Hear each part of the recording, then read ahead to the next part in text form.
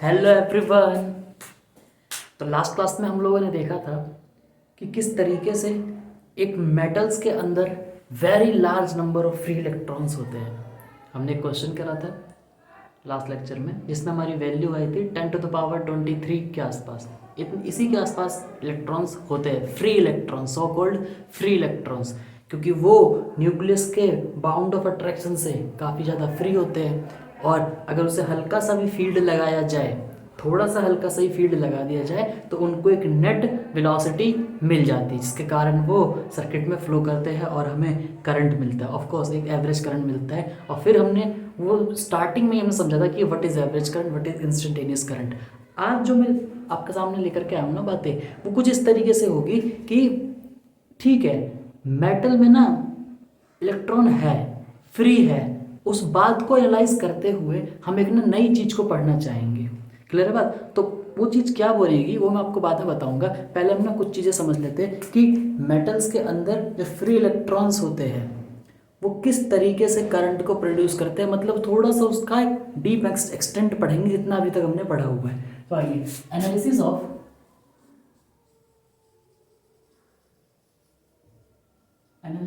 Of free electrons in conductor.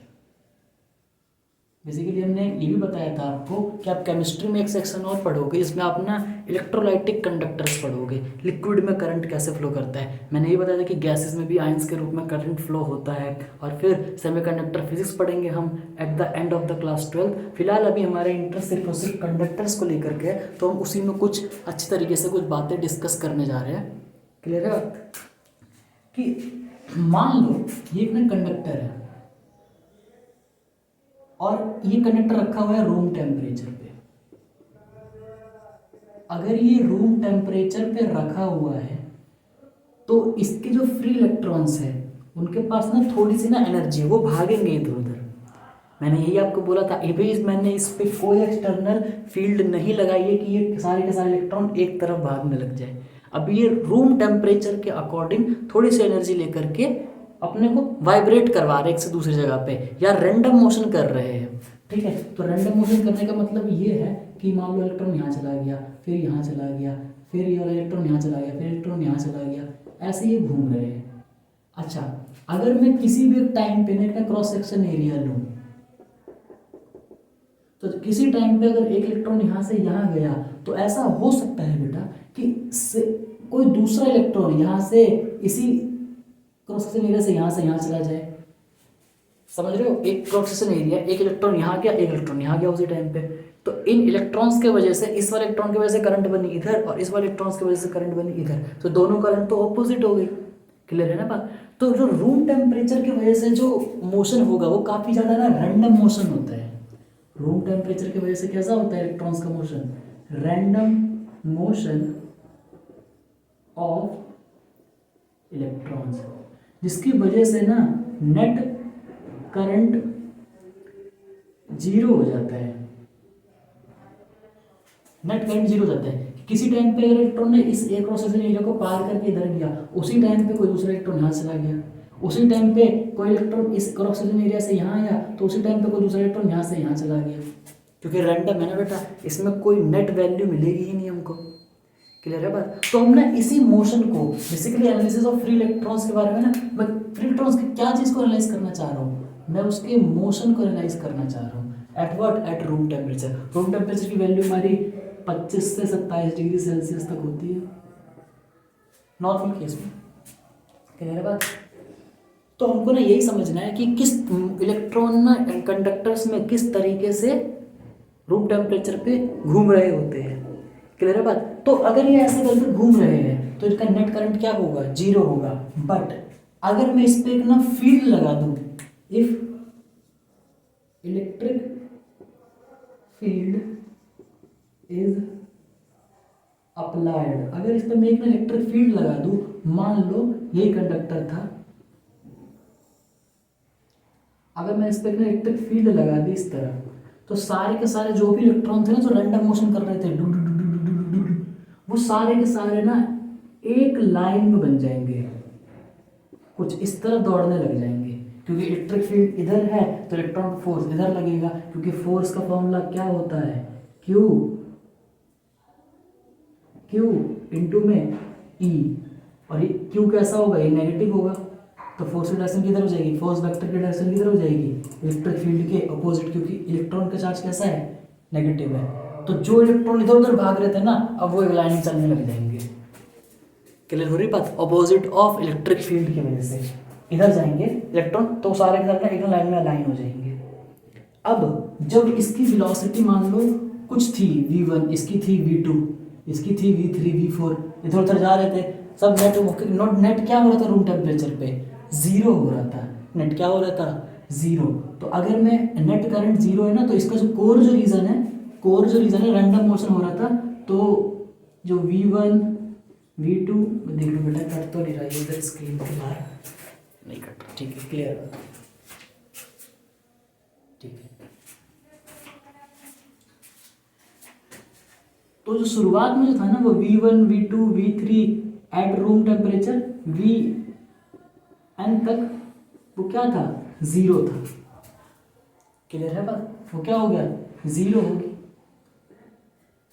अब क्या हो रहा है, now if the electric field is applied, अगर मैं इलेक्ट्रिक फील्ड को इधर लगाया तो मेरा जो इलेक्ट्रॉन है वो इधर थोड़ा लग गया। और एक बात बताऊं, इस सभी पे फोर्स कैसा है, कांस्टेंट है, इस सभी पे फोर्स कैसा है, कांस्टेंट है। अगर मैं इलेक्ट्रॉन के मास को थोड़ी देर के लिए m मान लूं, वैसे इसके मास की कुछ फिक्स वैल्यू होती है, वो होती है क्या, मास की वैल्यू 9.1 इंटू 10⁻31 किलोग्राम। क्लियर है? तो अगर मैं mass of acceleration of electron लिखना चाहूँ तो मेरे पास क्या रहेगा, इलेक्ट्रॉन का चार्ज E अपॉन में m, ऑफकोर्स वेक्टर्स है तो ये नेगेटिव होगा क्योंकि उल्टे डायरेक्शन में एक्सेलरेट होगा। अगर इलेक्ट्रिक फील्ड इधर है तो एक्सेलरेशन इधर होगा। क्लियर है? तो ये अपना एक्सेलरेशन आ जाएगा। तो जब जो चीज़ें पहले सारी चीज़ें मिलकर के जीरो थी, अब उस पर कॉमन एक्सेलरेशन लग रहा है तो वेलोसिटी भी तो कॉमन रहेगी ना उनकी। अब जो वेलोसिटी रहेगी, now velocity will be common, now there will be a common velocity for every electron. अब क्या रहेगा, इलेक्ट्रॉन की क्या मिल गई, हमें कॉमन वेलोसिटी मिल गई क्योंकि उस पर नेट फोर्स हमेशा लग रहा है और वो नेट फोर्स की वैल्यू क्या है, E इंटू ई। उससे एक्सेलरेशन कितना मिलेगा, E times E upon m। Clear है बात? अब देखिए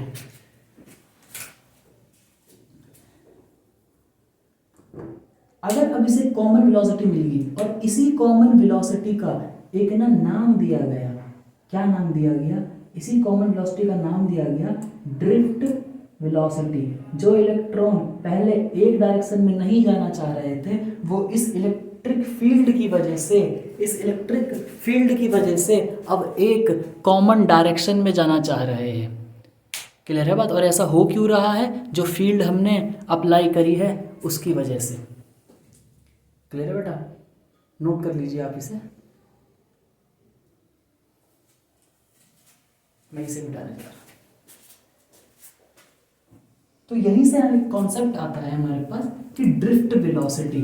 जब हमने कोई फील्ड अप्लाई करी किसी भी कंडक्टर पे तो उसके अंदर के जो फ्री इलेक्ट्रॉन थे जो कि रूम टेम्परेचर पे रैंडम मोशन कर रहे थे और नेट करंट जीरो दे रहे थे, अब वो एक कॉमन वेलोसिटी पाली उन लोगों ने due to what, electric field.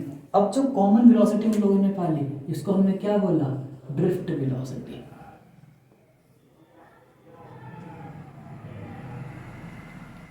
इसी को हमने क्या बोला, ड्रिफ्ट वेलोसिटी। और ये बहुत इंपॉर्टेंट है हमारे लिए।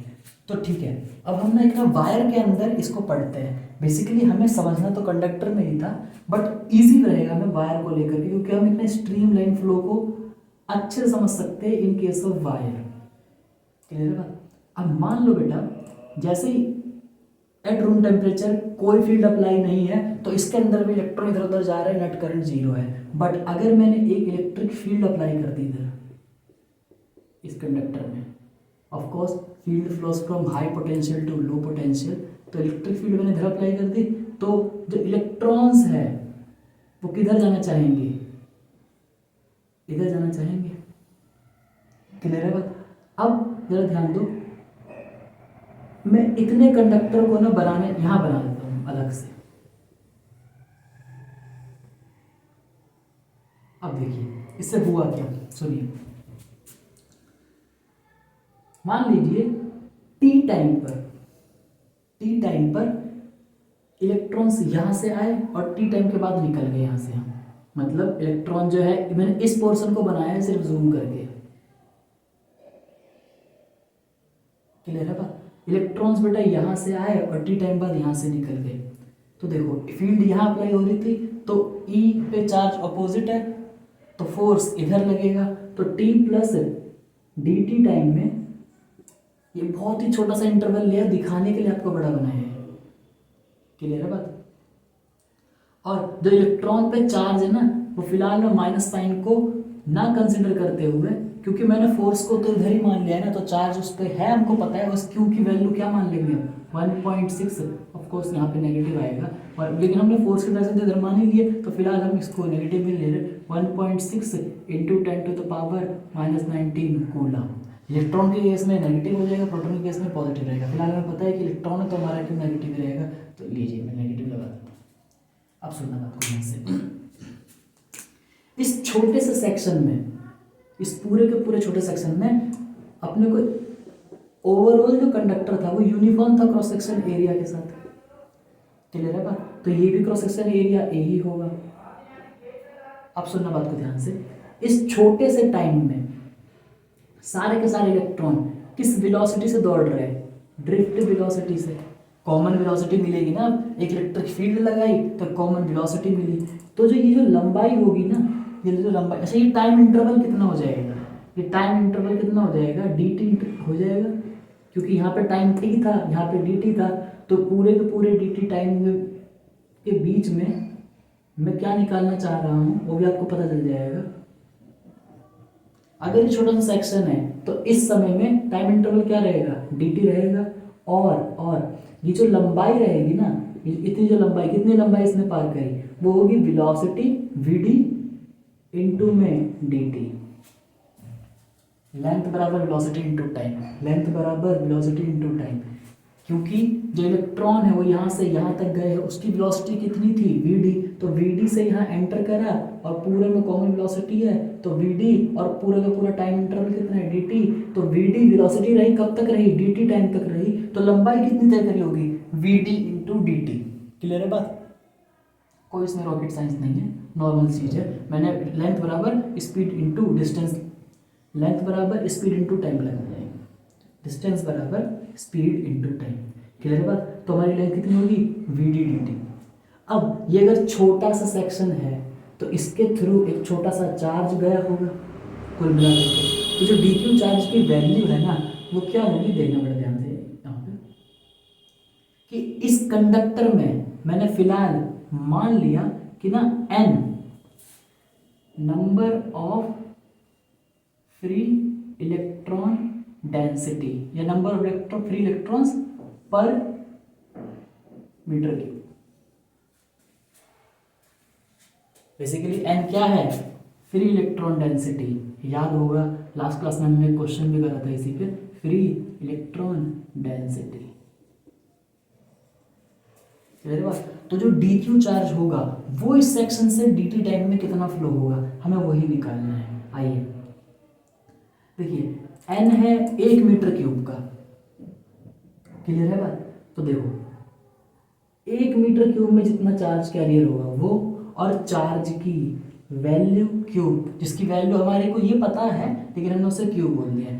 तो ये कितना हो गया, एक इलेक्ट्रॉन अगर जाता, अगर एक इलेक्ट्रॉन की वैल्यू होती, फिर इलेक्ट्रॉन एक होता, तो मैं यहाँ वैल्यू एक रखूंगा, दो होगा। लेकिन ये मेटल है तो हमको पता है एन की वैल्यू काफ़ी ज़्यादा हाई होती है, जो कि होती है 10⁻23 के ऑर्डर में। क्लियर है ना बात। तो पूरा का पूरा चार्ज क्या हो जाएगा, जितना इलेक्ट्रॉन जाएगा यहाँ से, वो संख्या यहाँ है, उसके मैंने गुना कर दी उस इलेक्ट्रॉन के चार्ज से, तो ये तो आएगा चार्ज।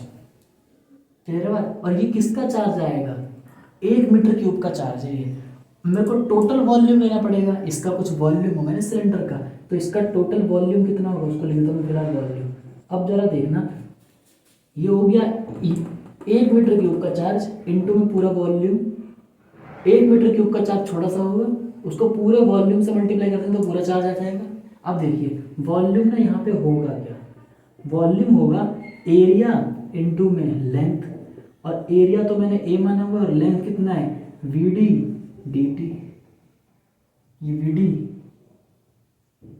डी टी क्लियर है बात। तो मैं यहाँ वैल्यू रख दूंगा, तो Q N V D into में डी टी, और यहाँ हो जाएगा डी क्यू, यहाँ से डी टी को मैं डिवाइड में ले आऊँगा तो डी क्यू अपॉन में D T equal to Q N V D. Clear है बात, क्यू एन वी डी। मैं देख लूँ बेटा एक बार, कट तो जाएगा स्क्रीन से, is it visible, it is visible या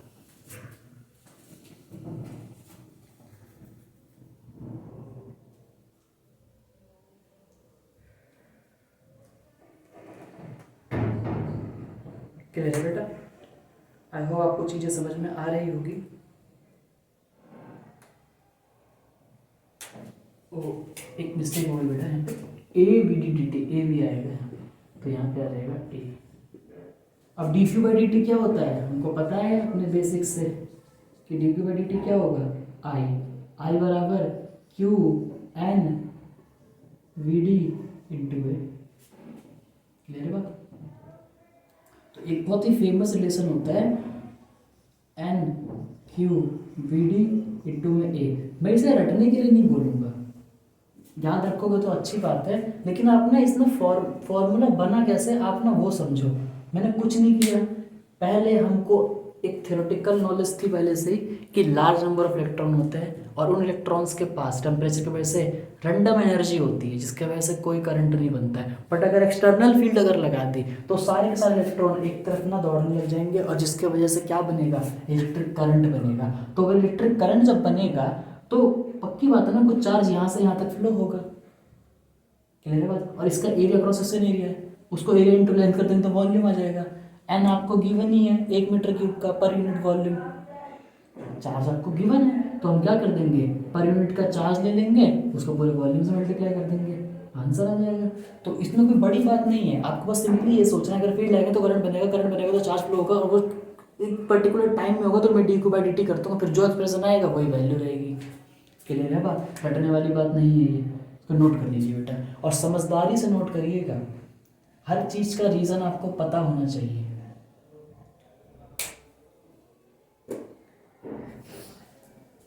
अरे बेटा आप लोगों ने नोट कर लिया होगा।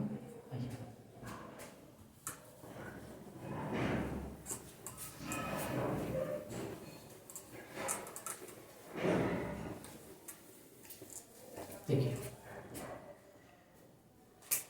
अब देखिए ये हो गया हमारे पास I Q N V D A. Clear है बात। अब अगर मैं इसमें ना एक चीज़ को समझूं तो ये आई मिला क्यों हमें, बेसिकली देखा जाए तो इलेक्ट्रिक फील्ड की वजह से मिला है हमें। किसकी वजह से मिला है, इलेक्ट्रिक फील्ड की वजह से। क्लियर है बात। ठीक है, ये हमें आई क्यों मिल रहा है, इलेक्ट्रिक फील्ड की वजह से ही मिल रहा है। अब जरा देखना तो पूरा का पूरा जो रीजन है ना, वीडी पैदा हुआ किसकी वजह से पैदा हुआ, तो जरा सोच के बताओ, इलेक्ट्रिक फील्ड की वजह से। और एक और बात आपको पता होगी कि जितना ज़्यादा मैं इलेक्ट्रिक फील्ड लगाऊंगा उतनी तेजी से इलेक्ट्रॉन दौड़ेगा। क्यों, ऐसा क्यों होगा, देखो क्योंकि जो फोर्स होगा ना चार्ज पे, जो फोर्स होगा चार्ज पे वो क्या हो जाएगा, इलेक्ट्रॉन का चार्ज जो कि माइनस में होगा इनटू में ई, यही तो होगा फोर्स बराबर क्यू इनटू ई। तो जितना ज़्यादा फोर्स होगा उतना ज़्यादा एक्सेलरेशन होगा, जितना ज़्यादा एक्सेलरेशन होगा उतना ज़्यादा वेलोसिटी होगा। सिंपल सी बात है। तो यहाँ से मैं बेसिक नॉर्मल चीज़ समझ सकता हूँ कि जो वी होगा ना वो directly proportional to applied electric field होगा। वेक्टर भी छोड़ देते हैं, डायरेक्शन तो आपको पता ही चल जाएगा, कैसे भी करके हम पता लगा लेंगे। तो जो ड्रिफ्ट वेलोसिटी होगा ना वो इलेक्ट्रिक फील्ड के डायरेक्टली प्रोपोर्शनल होगा। तो क्या मैं थोड़ी देर के लिए ऐसा नहीं कर सकता हूँ कि वी डी बराबर के इंटू में ई। और हमको एक और चीज़ पता है, वी डी बराबर इलेक्ट्रिक फील्ड क्या होता है, इलेक्ट्रिक फील्ड क्या होता है, पोटेंशियल अपॉन में लेंथ, और वो लेंथ वही थी ये वी डी टी। क्योंकि लेंथ ऑफ द वायर थी ना वो कुछ, जब हमने जो वायर बनाई थी, मैंने आपको दिखाया था ना, यहाँ से यहाँ तक एक इलेक्ट्रिक फील्ड थी, electric field flows from high potential to low potential. तो जब इलेक्ट्रिक फील्ड ना हाई पोटेंशियल से लो पोटेंशियल में जाएगी, इलेक्ट्रिक फील्ड अगर हाई पोटेंशियल से लो पोटेंशियल में जाएगी तो कुछ लेंथ तो ट्रेवल करेगी ना इलेक्ट्रिक फील्ड, क्लियर है बात। यहाँ से लेके तो वही लेंथ ये आ रहा है, v बाय एल क्या होता है, ई क्या होता है, v अपॉन में एल होता है। तो वी डी की वैल्यू क्या हो जाएगी, के वी बाय एल। उसको यहाँ पर रख के देखिए, I equals to N Q, V D की वैल्यू ये कांस्टेंट है के, और v बाय एल इंटू में ए। जरा ध्यान से देखिए, n क्या है, कंडक्टर फिक्स हो गया तो n की वैल्यू फिक्स होगी, क्योंकि वो क्या होता है, फ्री इलेक्ट्रॉन डेंसिटी। q क्या है, -1.0 × 10⁻19 कूलम। k एक अपने आप में कांस्टेंट है, लेंथ वायर की लेंथ कांस्टेंट है, क्रॉस सेक्शन एरिया कांस्टेंट है। तो देखा जाए तो इतनी चीज़ें ना कांस्टेंट ही तो हो गई। तो मैं ऐसा कह सकता हूँ कि I is directly proportional to V। और यही तो आपने बचपन में पढ़ा था कि जितना ज़्यादा पोटेंशियल आप अप्लाई करोगे, जितना ज़्यादा वायर पे पोटेंशियल आप अप्लाई करोगे, उतना ही ज़्यादा आपको करंट मिलेगा। यही तो आपने पढ़ा था कि ओम्स लॉ जिसे कहते थे हम 10th में, अभी भी पढ़ेंगे, ऐसी बात नहीं है। तो जो I जो होगा ना, जो I होगा हमारे पास, जो I होगा वो कितना ज़्यादा होगा, वो इस बात पे डिपेंड करेगा कि हमने पोटेंशियल कितना अप्लाई किया है। तो इसकी डेफिनेशन बनती है, the current flowing in the conductor is proportional to the applied field. वो हमको बातें समझ में भी आती है, आप लोग लिख भी लेना, मैं बोल रहा हूँ, the current flowing in the conductor is directly proportional to the applied potential difference. बस टेम्परेचर कांस्टेंट रहना चाहिए। वो भी हम टेम्परेचर क्यों कांस्टेंट रहना चाहिए, क्योंकि जो ड्रिफ्ट वेलोसिटी होगा ना, मैं उस पर कभी ना बाद में भी चर्चा करूंगा एक, कि किस तरीके से ना ड्रिफ्ट वेलोसिटी के ना कुछ कंफ्यूजिंग फॉर्मूले, कोई कहता है कि ना 2 से डिवाइड होगा, कोई कहता है कि नहीं होगा। जैसे एक ना फॉर्मूला आता है ड्रिफ्ट वेलोसिटी का, ई एम टाओ बाय 2, कुछ ऐसा करके आता है, ये ई एम टाओ बाय 2 करके कुछ ऐसा आता है। मैं फिलहाल आपको कन्फ्यूजन वाली चीज़ों में नहीं ले जाना चाह रहा, है ना, मैं फिलहाल आपको कन्फ्यूजन वाली चीज़ों में नहीं लेके जाना चाह रहा, क्योंकि किसी बुक में तो 2 से डिवाइड होगा, किसी बुक में नहीं होगा। बेसिकली ना जो इलेक्ट्रॉन्स का जो मोशन होता है ना कंडक्टर में, वो इतना आसान नहीं होता है। बट मैंने आपको आसान बना करके इसलिए पढ़ाया क्योंकि मैंने कई चीज़ें वो मैंने आपको नहीं बताई, क्योंकि वो ज़रूरत भी नहीं है आपके लिए फिलहाल। कभी इस पर मैं अलग से कोई वीडियो बना दूंगा कि किस तरीके से ना ड्रिफ्ट वेलोसिटी के फॉर्मूले को कैलकुलेट किया जाता है। अगर मैं ड्रिफ्ट वेलोसिटी के फॉर्मूले को कैलकुलेट करूँ ना, तो मैं ज़रा समझना बात को ध्यान से, मैं चाहूँ तो इससे भी तो कर सकता हूँ, S बराबर ut प्लस हाफ AT², इस फॉर्मूले से भी कर सकता हूँ, या फिर V बराबर U प्लस में AT। इन दोनों फॉर्मूले से करेंगे ना तो डिफरेंट हमें एस्पेक्ट्स देखने को मिलते हैं। फिलहाल मैं उस बात पे नहीं जा रहा हूँ। वैसे आपको कई बुकों में ना ये मिलेगा formula, E tau by m, कहीं तो ये मिलेगा और कहीं ये भी लिखा हुआ रहता है E टाओ बाय 2m, है ना। तो जो HC बराबर बुक है ना, उसमें आपको ये मिलेगा फॉर्मूला। अभी आप इस पर ध्यान मत दीजिए, अभी आप सिंपली ये देखिए कि यहाँ से हमें क्या मिल गया, ओम्स लॉ मिल गया। तो जो I जो डायरेक्ट प्रोपोर्शनल होता है ना, वो पोटेंशियल भी होता है। रही बात इसकी, तो मैं इस पर कभी सेपरेट वीडियो बना दूंगा, अभी कन्फ्यूजन क्रिएट करने की कोई ज़रूरत नहीं है, क्लियर है बात। बाकी मैं इसको फॉलो करूँगा, जब मैं उस बात को लेकर के आऊँगा तो मैं इसी को फॉलो करते हैं। और बेसिकली कोई भी कॉम्पिटिटिव एग्जाम ना एक कॉन्ट्राडिक्टरी रिजल्ट पे ज़्यादा चीज़ें नहीं पूछता है, मतलब वो ऐसी कभी नहीं पूछेगा कि इससे आपके आंसर्स के रॉन्ग होने के चांस बढ़ जाए। आपसे नॉर्मल कोर्स में ये चीज़ें पूछ जाएगी और इसी से सवाल आपके सारे हो जाएंगे। फिलहाल हमने क्या किया, हमने ना रैंडम मोशन देखा था, इसकी वजह से करंट 0 होता है। अगर हम इलेक्ट्रिक फील्ड को अप्लाई करेंगे तो हमें एक नेट करंट मिलेगा, उस नेट करंट को मिलेगा क्योंकि सबकी कॉमन वेलोसिटी होगी।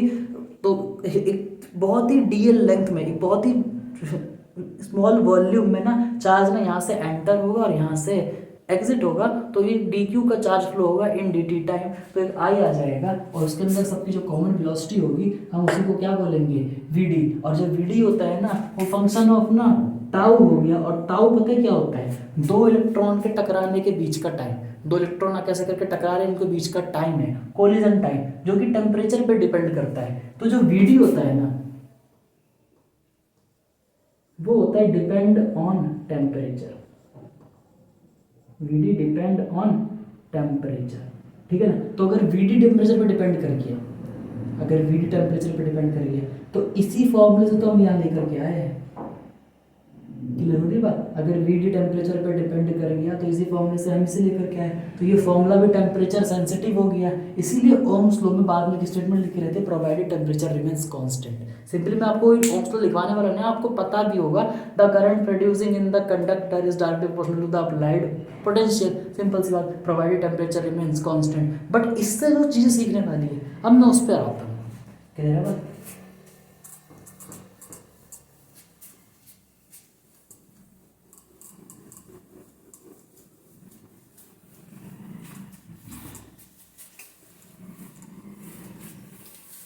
देखिए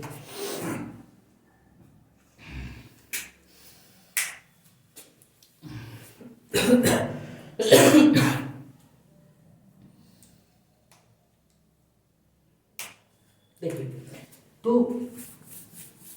अभी आपने देखा चीज कि आई इज डायरेक्टली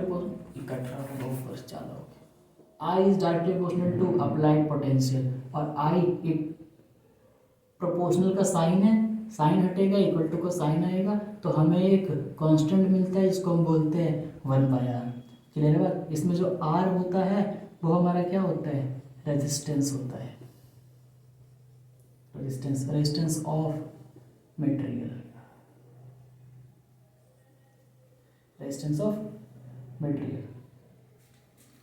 तो इसमें ग्राफ भी बनता है, नॉर्मल सी चीज़ है, कोई ज़्यादा बड़ी बात नहीं है। इसमें ग्राफ ऐसे करके बन जाता है कि ये हो गया आई एक्सिस, ये हो गया वी एक्सिस, तो वाई बराबर एम एक्स, एक्स ये हो जाएगा, वाई ये हो जाएगा, तो एम क्या हो जाएगा 1/r, क्या हो जाएगा एम, एम स्लोप हो जाएगा, और एक लीनियर रिलेशन है तो यहाँ से तो ऐसे करके बन जाएगा। इसमें अगर स्लोप की वैल्यू देखें हम तो क्या हो जाएगा 1/r हो जाएगा, क्लियर है बात। इसमें जितना ज़्यादा स्लोप होगा, अगर मैं देखूँ यहाँ से, जितना ज़्यादा स्लोप होगा उतना ही रेजिस्टेंस कम होगा। कहने वाली बात पता है क्या है, अगर मैं दो लाइन खींच दूँ, अगर ये आई है और ये वी है, और ये वाला ग्राफ गया इधर, ये वाला ग्राफ गया इधर, और अगर मैं बोलूँ कि ये हो गया R1 पे, ये हो गया R2 पे, मतलब 1/r1 पे और 1/r2 पे, क्योंकि स्लोप दिखाना है। बाकी वो आपसे ऐसे ही पूछ सकता है कि ये तब हुआ बना ग्राफ जब वैल्यू R1 थी, ये तब हुआ ग्राफ जब वैल्यू R2 थी। तो स्लोप किसका ज़्यादा है, इसका ज़्यादा है, तो इसको कहने का मतलब स्लोप इसका ज़्यादा हुआ ना, इस वाले का स्लोप ज़्यादा हुआ, तो इससे मिला क्या हमें, तो मैं स्लोप 1 ज़्यादा हुआ मेरे पास किससे, स्लोप 2 से। अगर स्लोप 1 की वैल्यू ज़्यादा है तो स्लोप की वैल्यू क्या होती है 1/r, तो मतलब कहने का क्या है कि 1/r1 ज़्यादा होगा 1/r2 से। इससे हम एक बात कह सकते हैं कि अगर हम इसको रेसिप्रोकेट करेंगे तो इनइक्वालिटी भी रिवर्स हो जाएगा, और r1 ना लेस देन हो जाएगा r2 के। और वैसे हमें समझ में भी आना चाहिए, किसी भी अप्लाइड पोटेंशियल पे किसमें करंट ज़्यादा होगा, करंट इसमें इतना है, इसमें इतना है, तो ये वाला करंट ज़्यादा है ना, तो R1 की वैल्यू कम होगी, जिसमें जितना कम रेजिस्टेंस होगा वो उतना ज़्यादा अलाउ करेगा रेजिस्टेंस को, जितना ज़्यादा रेजिस्टेंस होगा वो उतना ज़्यादा रोकेगा करंट को, उतना ज़्यादा रोकेगा, मतलब रेजिस्टेंस की वैल्यू हाई है तो किस में करंट रुक रहा है ज़्यादा है, इसमें रुक रहा है ना, कम वैल्यू रहेगी ना रेजिस्टेंस की, तो R2 की वैल्यू हाई है। सिंपल है, नोट कर लीजिए बेटा।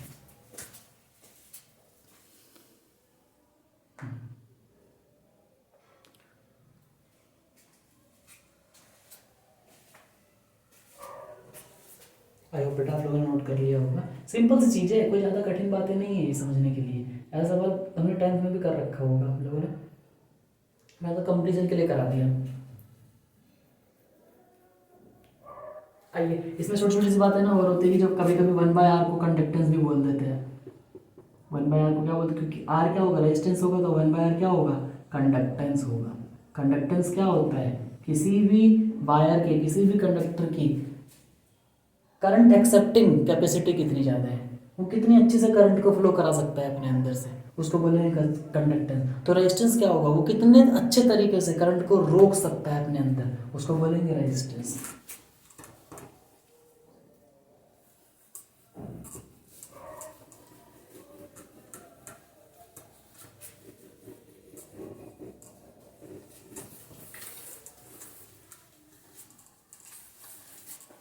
आइए बेटा, अगर हमको ध्यान से देखें ना तो हमने आर को, आर जो आया मतलब एक्सपेरिमेंटली ऐसा देखा क्या कि आर की वैल्यू ना लंबे तारों की जितनी ज़्यादा लंबाई होगी उतना ज़्यादा रेजिस्टेंस होगा, और आर की वैल्यू जितना मोटा तार होगा ना मतलब क्रॉस सेक्शन एरिया जितना ज़्यादा होगा आर की वैल्यू उतनी कम होगी।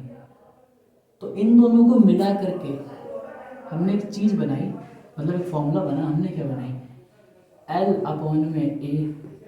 अगर ये प्रोपोर्शनलिटी कांस्टेंट का साइन हटेगा, आर बराबर फिर कांस्टेंट आएगा, वो कांस्टेंट क्या है, रो। अब ये रो क्या है बताऊंगा, एल अपॉन में ए। तो आर की वैल्यू क्या आ गई, रो एल बाय ए। रो क्या होता है, रो होता है ना रेजिस्टिविटी। कहने का मतलब पता है क्या है, असल में ना रेजिस्टेंस, रेजिस्टेंस दो बातों पे डिपेंड करता है। पहला आएगा ज्योमेट्री, ज्योमेट्री ऑफ वायर, कि वायर की ज्योमेट्री, या कंडक्टर लिख लीजिए ज़्यादा सेंस बनेगा। ज्योमेट्री ऑफ कंडक्टर, कंडक्टर की ज्योमेट्री कैसे, क्या लंबाई है, क्या क्रॉस सेक्शन एरिया, इस बात पर डिपेंड करेगा। अभी हम कुछ सवाल भी करेंगे, फिलहाल बेसिक चीज़ों को समझते हैं। तो रेजिस्टेंस इस बात पर डिपेंड करेगा कि हमारा कंडक्टर कितना बड़ा है या हमारा कंडक्टर कितना मोटा है, इस बात पर डिपेंड करेगा। दूसरा मटेरियल पे भी डिपेंड करेगा, किस चीज़ का बना हुआ है हमारा वायर, हमारा वायर किस चीज़ का बना हुआ है। कॉपर का बनेगा तो एक अलग वैल्यू होगी, गोल्ड का बनेगा एक अलग वैल्यू होगी, सिल्वर का बनेगा तो बहुत अच्छी वैल्यू होगी, silver is the best conductor. तो जो मटेरियल होता है ना वो हमें किससे पता चलेगा, रो से पता चलेगा। टेंशन ना लेनी इसके, इस बात के लिए। ये तो हमें ना मैनुअल्स में लिखा हुआ मिलता है, लैब मैनुअल्स में लिखा हुआ मिलता है, हर चीज़ का अपना अपना होता है। गोल्ड का अलग होगा, कॉपर का अलग होगा, आयरन का अलग होगा, एल्यूमिनियम का अलग होगा, सिल्वर का अलग होगा। क्लियर है बात। तो हमें बस इतना सीखना है अभी कि जो रेजिस्टेंस है ना वो दो बातों पर निर्भर करेगा, पहला मटेरियल, दूसरा ज्योमेट्री। ये चीज़ बताएगा L by A. L by A क्या बताता है, ज्योमेट्री। रो क्या बताता है, मटेरियल, किस चीज़ से बना हुआ है। इससे हमें क्या करेगा, पता चला कि रेजिस्टेंस दो बातों पर डिपेंड करती है। सिंपल सी बात है, कभी कभी अदर रीजन में स्टेटमेंट वगैरह में पूछ लिया जाता है, सिंपल सी चीज़ है, उसमें कोई ज़्यादा खास बात है नहीं। क्लियर है बात, नोट कर लीजिए बेटा।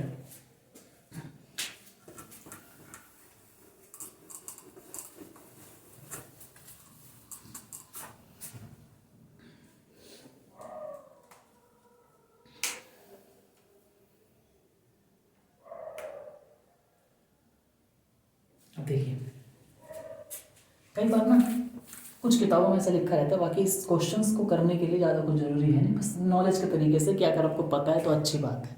ठीक है, वाइवा वगैरह में कोई पूछ ले तो आप लोग आंसर कर सकते हैं। कि जो आर होता है ना, आर होता है ना टेम्परेचर डिपेंडेंट। मैं फिर बोलूँगा, अगर मैं जिस दिन डिटेल में कंडक्टर्स में इलेक्ट्रॉन और कैसे मोशन करते हैं तब मैं इस आर को, टेम्परेचर को, और जब भी मैंने आपको बताया था वी डी बराबर ई एम टाउ बाई 2, जब उस समय मैं आपको ये अच्छे से बता दूंगा कि आर की वजह से क्यों वेरी करता है। अभी अगर मैं टेम्परेचर बढ़ाऊंगा तो मेरा आर बढ़ेगा। वैसे आप ना सोच भी सकते हो, अगर मैं टेम्परेचर बढ़ा दूँ ना कंडक्टर का तो क्या होगा ना, जो टाउ जो था ना, टाउ कोलिजन टाइम,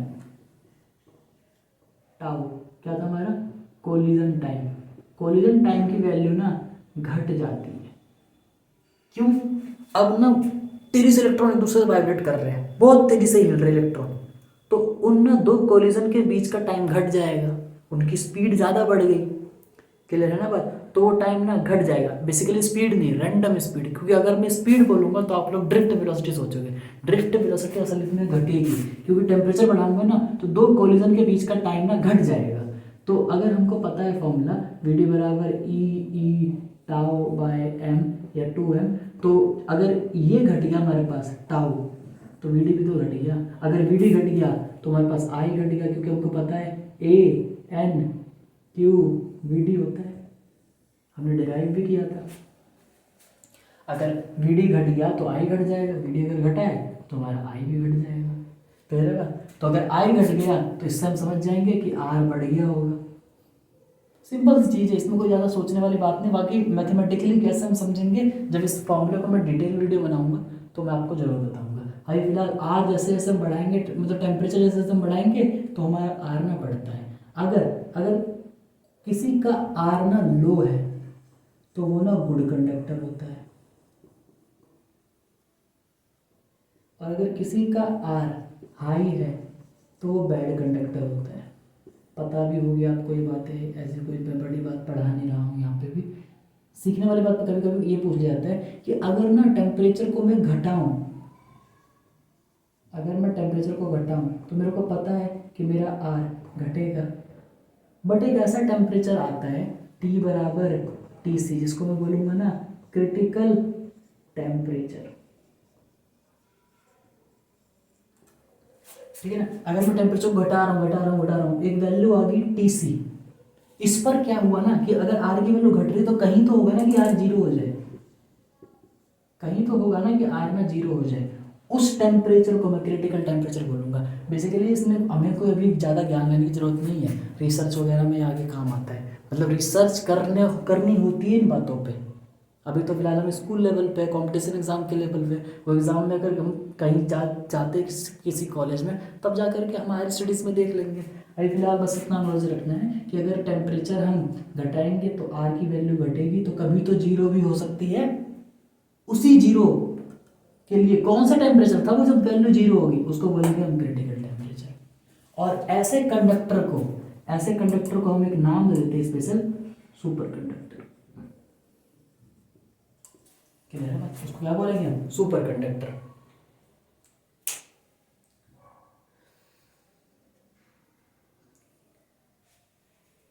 क्लियर है बता?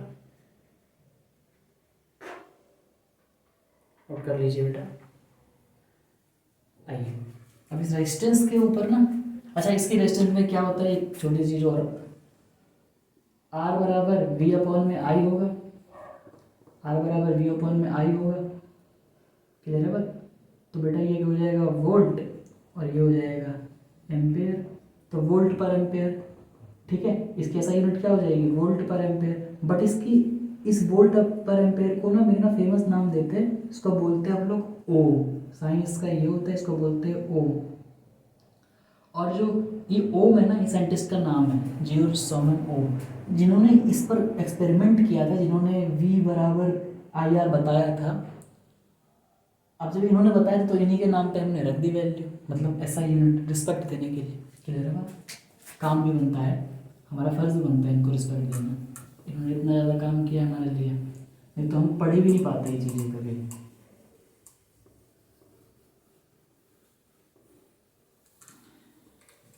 चलिए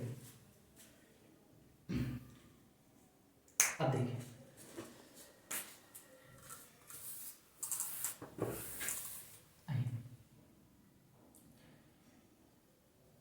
देखिए बेसिकली ना जिस तरीके से हमने ना करंट डेंसिटी को डील किया था कि नॉर्मल केस में अगर ना जे बराबर कांस्टेंट होगा, कोई कांस्टेंट वैल्यू होगी, तो मैं हर एरिया से उसकी गुना कर दूंगा, मेरे को करंट मिल जाएगा। क्लियर है बात? ऐसे ही ना अगर आसान सवाल देखा जाए, जैसे मैं आपको एक सवाल का एग्जांपल ना दे करके ही बताता हूँ। देखिए मान लीजिए हमारे पास ना एक स्पेसिमेन रखा हुआ है। स्पेसिमेन क्या होता है, आप स्पेसिमेन छोड़िए, बॉक्स देखिए, मेटेलिक बॉक्स है। क्लियर? मेटेलिक बॉक्स रखा हुआ है हमारे पास। इसको ऐसे नहीं बना, इसको ऐसे बना, देखिए ज़्यादा समझ में आएगा।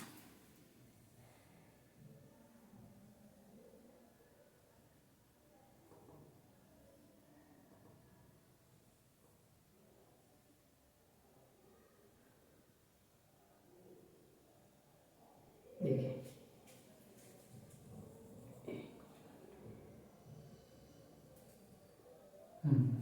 ये फिर स्पेसिमेन बॉक्स में रखा हुआ है, जिसकी यहाँ ये वाली डायमेंशन ना B है, ये वाली डायमेंशन A है, ये वाली डायमेंशन C है। ये 3D मैच बॉक्स टाइप है, ऐसे करके मैच बॉक्स होता है ना, मैच बॉक्स टाइप है। इसका ये विड्थ, ये थिकनेस हो गई है, ये विड्थ हो गई है, लंबाई हो गई है। क्लियर है? देखिए अब इसमें ना ये बॉक्स की तरीके से एक बॉक्स के 6 फेस होते हैं, ठीक है। तो कॉरस्पॉन्डिंग 3 पेयर बनेंगे ना, 2 इधर 2 इधर 2 ऊपर। क्लियर है? तो एक बना इधर, एक बना ऊपर, एक बना इधर, तो 2 3 6, कोई भी रूम बेसिकली इसकी हाइट बहुत कम हो जाएगी, रूम में मैच बॉक्स कह सकते हो। अब देखिए मैंने इस वाले फेस को बोल दिया, जो टॉप है, टॉप जो है इसको बोल दिया मैंने ए, तो इसका जो बॉटम हो जाएगा वो क्या हो जाएगा बी। अगर मैंने इधर वाले फेस को बोल दिया सी, तो इसको मैं बोल दूंगा, ये कैपिटल सी है बेटा, ये स्मॉल सी है, फ़र्क है दोनों में। इसको मैं बोल दूंगा कैपिटल डी, इसको मैंने ए बोल रखा है, ठीक है। और ऐसे ही मैं एक इधर भी तो बोल सकता हूँ, इस तरफ जो मैच बॉक्स का पतला वाला हिस्सा है उसके इस तरफ जो एक्सिस बनेगी, ठीक है, ये हो जाएगा मेरा ई, और इसके बिल्कुल बैक साइड में एफ। कहने का मतलब क्या है, 6 फेस है ना, 6 फेस है बॉक्स के, 6 फेस हैं। जैसे कि मैं कैसे बताऊँ, ये मेरी बुक है, ये मेरा रजिस्टर, ये स्पेस मैंने ऐसे करके रखा हुआ है, क्लियर है। तो इसका एक फेस तो ये हो गया पतले वाला, तो यहाँ से लेकर के यहाँ तक परपेंडिकुलर लाइन निकली होगी, फिर एक लाइन यहाँ से लेकर के यहाँ तक निकली होगी, क्लियर है बात। तो 2 फेस तो हो गए, एक इधर से, एक इधर से, और एक ऊपर नीचे से। आई होप बेटा आपको समझ में आ गया भाई। देखिए तो देखिए मेरे को ना रेजिस्टेंस की वैल्यू निकालनी है। सवाल में क्या है, फाइंड रेजिस्टेंस। पहला केस, अगर करंट ना ए बी के थ्रू जाए तब रेजिस्टेंस क्या होगा। दूसरा केस, अगर करंट सी डी के थ्रू जाए तब रेजिस्टेंस कितना होगा। तीसरा केस, अगर करंट ई एफ के थ्रू जाए तब करंट कितना, सॉरी रेजिस्टेंस कितना होगा। बेटा एक बार ना वीडियो को पॉज करना और जरूर से ट्राई करना क्वेश्चन को।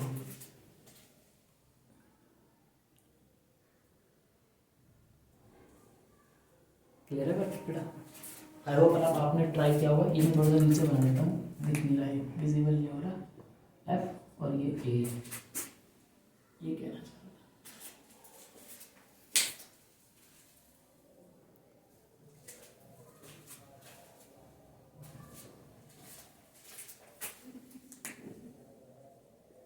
अब विजिबल होगा। देखिए मैं सॉल्व करने जा रहा हूँ। देखिए ए बी को देखिए सिर्फ, मतलब कहने का मतलब क्या है ना, ए से बी में करंट गया। आप कैसे मान सकते हैं करंट ऐसे भी आएगा तब भी रेजिस्टेंस वही होगा वायर, क्योंकि वायर का रेजिस्टेंस गिरेगा मेरा, वायर का रेजिस्टेंस बात पे दोनों डिपेंड करेगा, करंट यहाँ से गया है कि यहाँ से। आप बस एक बार करंट भेजिए। हाँ इस बात पे ज़रूर डिपेंड करेगा कि कौन से ऑपोजिट फेसेस को उसने चुना, एक जगह से जाने के लिए एक जगह से निकलने के लिए। अगर करंट यहाँ से गया और यहाँ से निकला तो उतना ही रेजिस्टेंस होगा जब करंट यहाँ से जाएगा और यहाँ से निकलेगा। मतलब कोई भी 2 पेयर ले लिया, अब उसको किस फेस से घुसेगा करंट और किस फेस से निकलेगा इस बात पे डिपेंड नहीं करेगा कि रेजिस्टेंस कितना है। हर 2 अलग अलग पेयर के लिए जब तक क्रॉस सेक्शन एरिया लेंथ ना बदले तब तक रेजिस्टेंस चेंज नहीं होता है। क्लियर है बात। जब तक क्रॉस सेक्शन एरिया और लेंथ ना बदले तब तक रेजिस्टेंस चेंज नहीं होता है। अगर मैंने यहाँ से करंट को डाला तो वही क्रॉस सेक्शन मिलेगा जो यहाँ से करंट डालने पे मिलेगा। क्लियर हो रही है बात। क्योंकि कहीं ना कहीं तो हर पॉइंट पे करंट को ये वाला क्रॉस सेक्शन एरिया भी तो फेस करना पड़ा ना, जब मैंने करंट को यहाँ से डाला या मैंने करंट को यहाँ से डाला। क्लियर हो रही बात। अगर मैं करंट को यहाँ से डालूँ और यहाँ से डालूँ तो एक R1 वैल्यू आएगी, लेकिन वो R1 वैल्यू अब नहीं रिपीट होगी। क्यों, मैं अगर करंट को यहाँ से डालूंगा और यहाँ से निकालूंगा, क्योंकि ये वाला क्रॉस सेक्शन एरिया इससे डिफरेंट है, मैं ये कहना चाह रहा हूँ। लेकिन अगर आपने कोई भी 2 पेयर को चुन लिया है तो उससे आप किस फेस से वैल्यू करंट को अंदर डाल रहे हो इस बात पे रेजिस्टेंस की वैल्यू कभी डिपेंड नहीं करेगी। इसलिए तो बेटा सवाल लिया है। अगर मैं ना ए से बी की तरफ जाऊँ तो देखो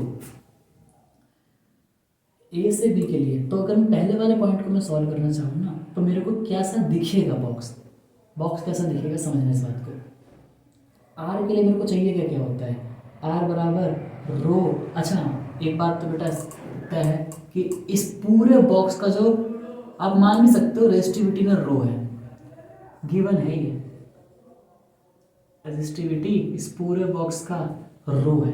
अगर इस पूरे बॉक्स का रेजिस्टिविटी रो है तो वैसे भी हम लेट भी कर सकते हैं क्योंकि बॉक्स पूरा यूनिफॉर्म बना होगा, क्वेश्चन में ऐसा कहा गया होगा।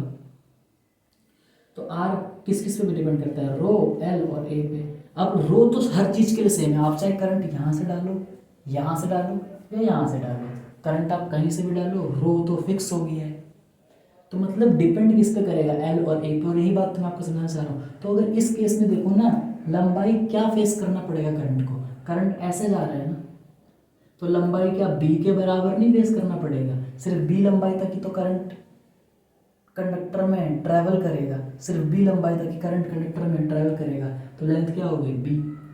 अब देखिए क्रॉस सेक्शन एरिया क्या होगा, तो क्रॉस सेक्शन एरिया ना जो करंट जो जा रहा होता है उसके परपेंडिकुलर जो एरिया लगेगा वही होगा। अब जो ये जो बॉक्स है ये मेरा ए फेस है, ये मेरा बी फेस है, क्लियर बात, कैपिटल बी वाला फेस।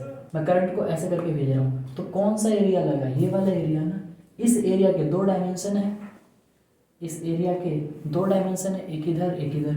ये कितना दे रखा है स्मॉल ए, ये कितना दे रखा है लंबाई स्मॉल ए, और ये कितना दे रखा है, जो ये है वही ये है, वही ये है। देखिए जो ये लंबाई है वही ये लंबाई है, और जो ये लंबाई है वही ये लंबाई है। तो इसका क्रॉस सेक्शन एरिया क्या हो जाएगा ए इंटू सी। तो जो कैपिटल ए की वैल्यू आएगी ना एरिया की, वो क्या आएगी ए इंटू सी। तो इस वाले केस में जो आर हो गया वो क्या हो गया रो, और एल कितना है बी अपॉन में ए सी। अब एक बार बेटा ट्राई करना दूसरा वाला पार्ट, इसी कॉन्सेप्ट पे है। देखिए मैं करने जा रहा हूँ सी डी। तो सी डी कैसे लिया गया है पहले ये समझिए। सी डी को ना ऐसे लिया गया, यहाँ से करंट को एंटर किया, ये जो कॉपी की थिकनेस है ना, यहाँ से करंट को एंटर कराया गया और यहाँ से निकाला गया। अब देखना बात को बेटा ध्यान से, देखिए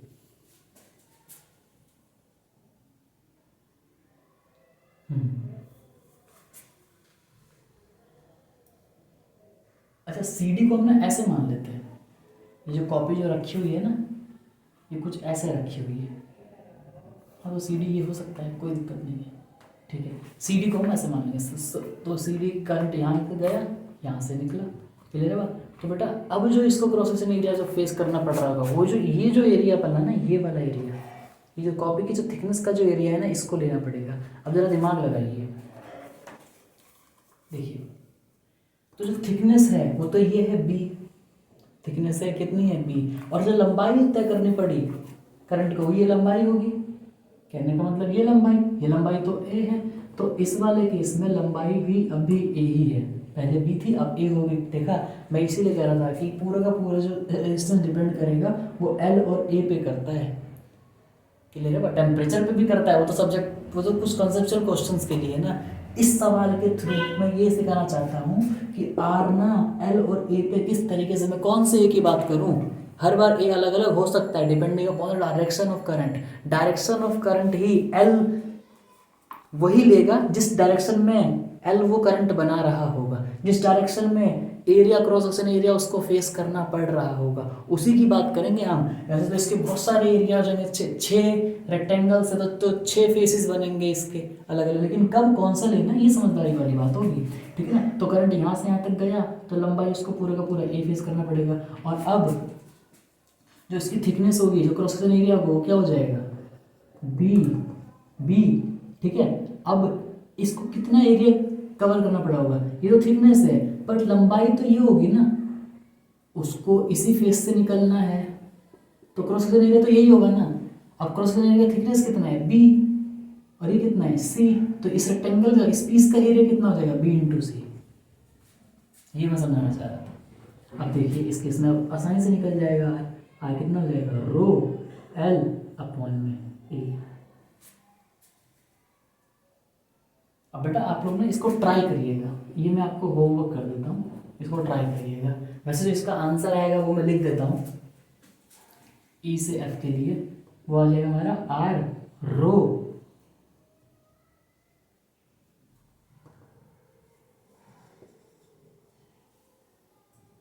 वो आंसर ये आएगा। आप लोग को इसको करना होगा क्वेश्चन को। मैं देख रहा बेटा आंसर कट तो नहीं रहा ना? नहीं, विजिबल है, ठीक है, विजिबल।